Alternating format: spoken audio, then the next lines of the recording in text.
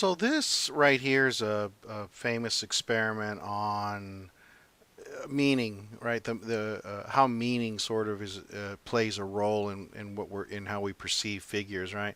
So if you look at the squiggles in labeled as A, we perceive those as a W and an M, right? A W and an M.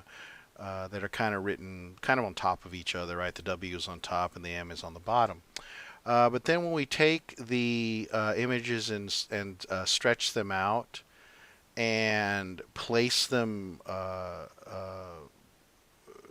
like a mirror image, it looks a new figure emerges, right? Some new drawing emerges. Even though if you were to look at the figure on at figure B on the right hand side, you could still make out obviously the W and the M. You can still see them, but together those same squiggles now make up have a different meaning, right? It's a different object entirely, right?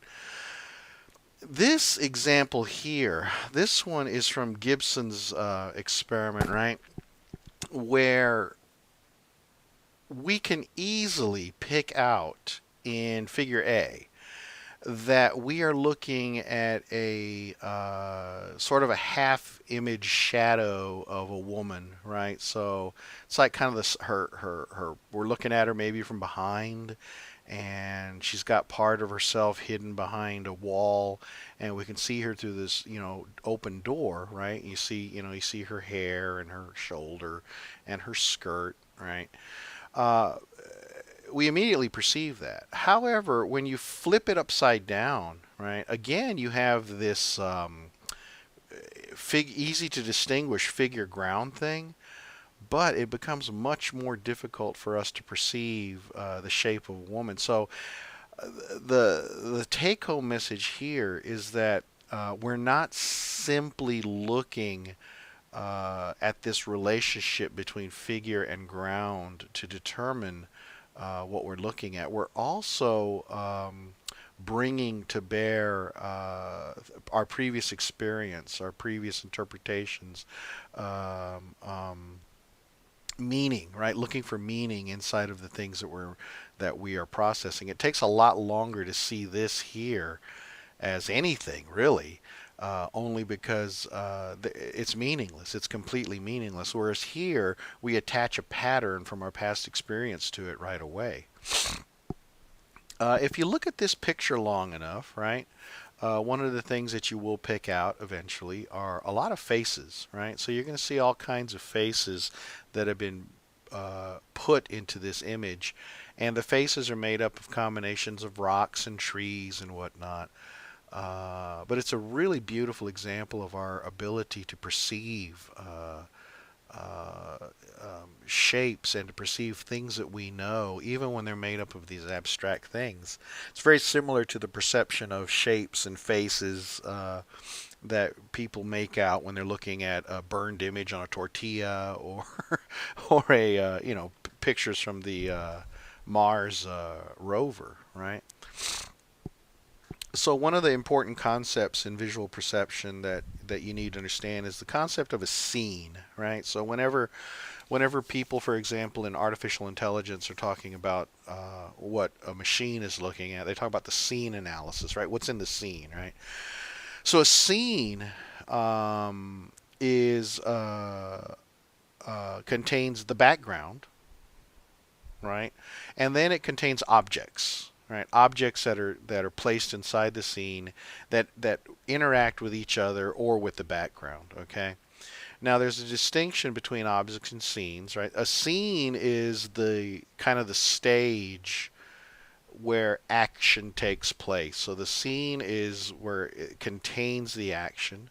So a scene is acted within.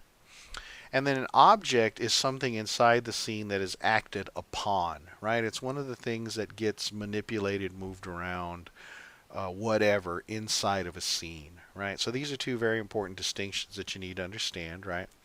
Um, One of the things that we do, and we do this constantly, right, is we perceive the gist, Gist. We perceive the gist of a scene, right? So I can take a quick look at any given, of a scene of anything, and I can immediately construct a narrative or an idea in my head as to what's going on in that scene, right? Research by Potter has showed that you only need to present people a very brief view of the scene. In his research, he did it for a quarter of a second. So basically, for 200, you show people a scene for 250 milliseconds, a quarter of a second, and they're able to tell you the gist of a scene. So yeah, when I flashed that scene on, and I saw like a cow that was in a pasture, and it looked like it was eating grass, right? What we do, and then another researcher, Fei, funny name, but Fei used masking to show that what we do first, right, when we first are presented with a scene, is we get the gist first. And then after that, we then go and do the details, right? So, for example, right here's what here's what happened, right? So, in this experiment, right, this is from page 109 in your book, right? And oh, this is actually from Potter's experiment, right? Um, and what Potter did was first show, okay, this is what you're going to see, and I'm going to flash these pictures at you for these 250 milliseconds, right? And then you have to tell me if you saw what I read, what you read here, right? So they read this, and then very quickly, with inside of a second, they were shown these three pictures, and they basically had to say, yes, I did see the girl clapping, or no, I did not see the girl clapping, right? Um, One of the some of the things that we some of the categories of features that we pick out of scenes when we're perceiving them. First of all, is the degree of naturalness, right? So, is it a big bunch of machines and buildings, or is it a beautiful nature scene, or is it something in between, right? So we very quickly determine the degree, how much nature, how much naturalness is in the picture. Degree of openness, right? Is it a nice, big, broad, open scene, or like inside of a tiny, constrained area? The degree of roughness, right? How how sophisticated is the image, right? Is it a nice, beautiful, highly detailed image, or is it a very rough painting or drawing, right? The degree of expansion, right? How is it a simple like two-dimensional drawing, like something that a little child would do, or is it deeper, right? Or is it more three-dimensional? And then finally, color, right?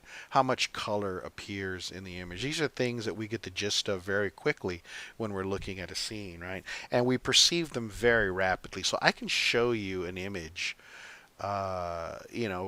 for 100 milliseconds. Even I can show you an image for a couple hundred milliseconds, and you can and most people are pretty good, even at looking at an image that quickly. Most people are pretty good at being able to say, how much nature did you see in the picture, how open was it. We're very good at that, right? So, for example, right? So, for example, right, if we look at the picture on the left, right, we have a picture of a beach scene, right? And, if I were to show you that really quickly, right, you'd very easily be able to tell me, how much nature was there, how open is it, how much color is involved. Each one of these images, the one in the middle is a very nature scene, but it's more closed off, right? It's more constrained. And then the one on the right hand side, right? It's much less nature, right? It's buildings and whatnot, but it is very distinct and very easy for us to distinguish from the other ones very quickly, right? Something we can do in just a few hundred milliseconds, right? Um, One of the things when we're perceiving a scene, right, is we look for physical regularities, right? Regularly occurring physical properties, right? Things that we've grown accustomed to based on our experience, right? So one of these physical regularities that we look for and that we perceive in looking at a scene is the oblique effect, right? Uh, and we talked about this before, the oblique effect, where we're much better able to perceive horizontals or verticals than we are lines that are at an angle, right? It is much harder for us to perceive fine detail, separation in lines when they're at an angle as opposed to when they're either horizontal or vertical, right? And then uniform connectedness, right? So things that are the same color or texture go together, right? So we're, even though, for example, a building is made up of a lot of different uh, panels all put together, we see that as a uniform building usually because they're the same color and the same texture, right? Another one set of physical regularities that we see are homogeneous colors, right? Um, uh, so colors that are the same in one object um, will be perceived as one object, and then anything that has different colors nearby will be perceived as separate objects, right? This is a very important principle that we use, and it's used in camouflage, right? So animals and people, when they try to camouflage themselves, they try to change the colors so that they don't look like a whole object. They look like just a part of something, right? And then finally, a really, really big one that you're probably not aware of is the light from above heuristic. That everything that we perceive, the way we perceive things are illuminated, and the way shadows work is because light always comes from above. It's from the sun or from lights above us, electric lights above us. Things are always illuminated from the top. So whenever we're perceiving a scene, even a little tiny part of a scene, one of the things that we do when we're analyzing that scene is we assume that it's being lit from the top as opposed to being lit from the bottom, right? So for example, here in this in this picture here, we have three separate points that are labeled A, B, and C, and this is from page 111, right? So 111 in your book, right? So um, we perceive the points A and B as being related to each other, and we perceive the point C being a different point from A and B. And one of the reasons we perceive A and B together and C apart from the other two is because of the colors, right? The way the colors are. C is more green and A and B are more brownish, right? And we perceive and they have different textures too, right? So we're perceiving those 2 points A and B being together apart from C, right? The light from above, right, is a really big one, right? If you look at these dots here, um, some of the dots that you look at are perceived as either balls that are jutting out from the wall, or they're perceived as cups that are like make a dimple in the wall, right? So for example, this would be like this is a cup, this is a cup, these are jutting out. This one's a cup, this one's jutting out, right? Now, why do we perceive some as being uh, jutting out as balls and some as cups, right? The reason is because we assume that light is coming from the top, right? We assume that light is coming from the top. So here's the front view, light is coming from the top, and on the side view, the light is hitting the top of the ball, jutting from the wall. So that's why these look the way they do. And then on the side view, the light is traveling, and it ultimately hits the bottom of the cup and reflects off of there, and that's why we perceive. Whoops. That's why we oh, damn it. That's why we perceive these as cups, right? Because we assume this light from above, and the light is going to be reflecting off these a certain way. If you flip the view and like think of the light coming from the bottom, right? you start to see these differently, right? If you assume the light is coming from the bottom, then you see these as cups. I'm sorry, these as the balls that are jutting out, and you see these guys as the cups, right? These guys here, right?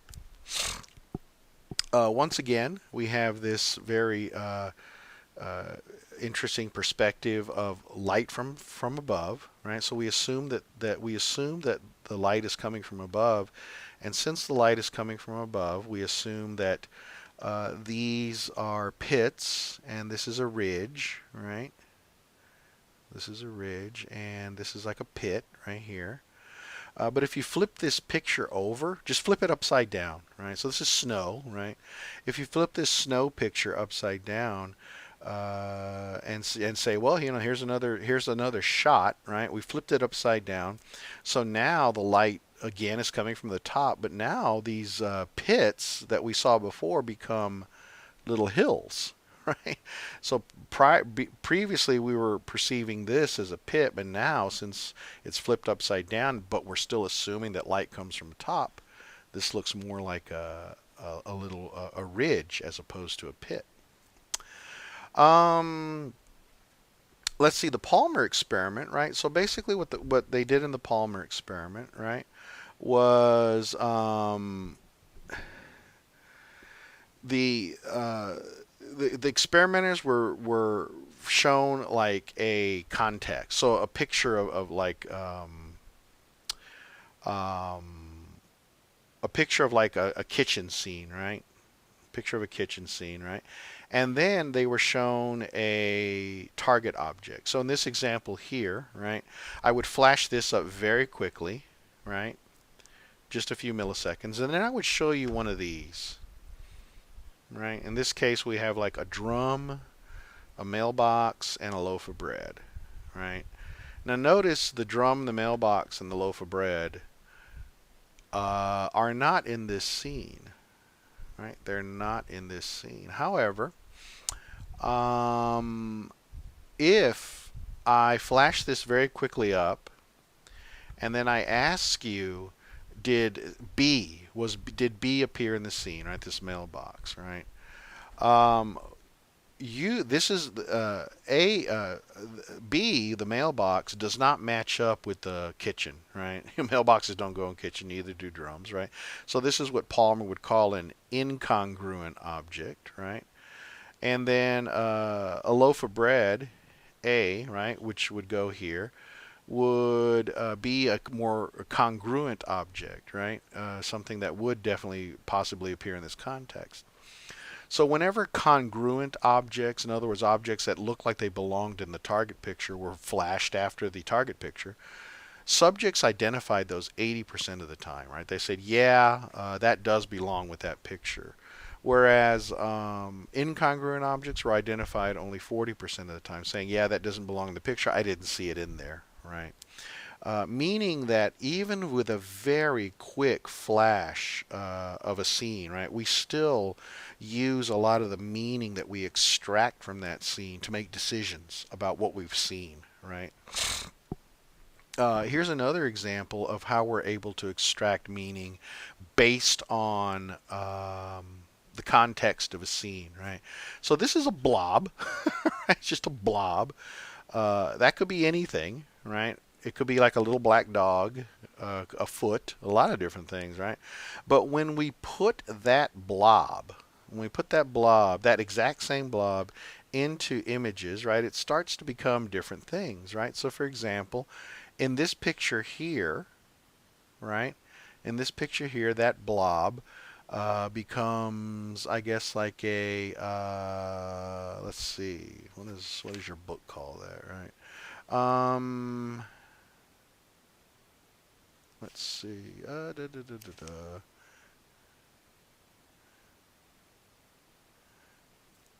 It's an object on the table, right? So it's an object on the table, right? According to your book, right? It looks like a pickle, maybe, or something. This same blob, when it's put in this picture, is what? A shoe, right?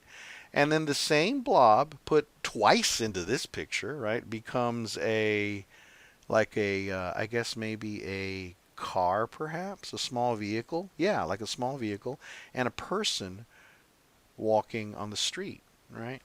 So even though this by itself is an indistinguishable entity, right? We do take the context of where these blobs are, of where these indistinguishable dots are, to try to make some meaning out of them, right?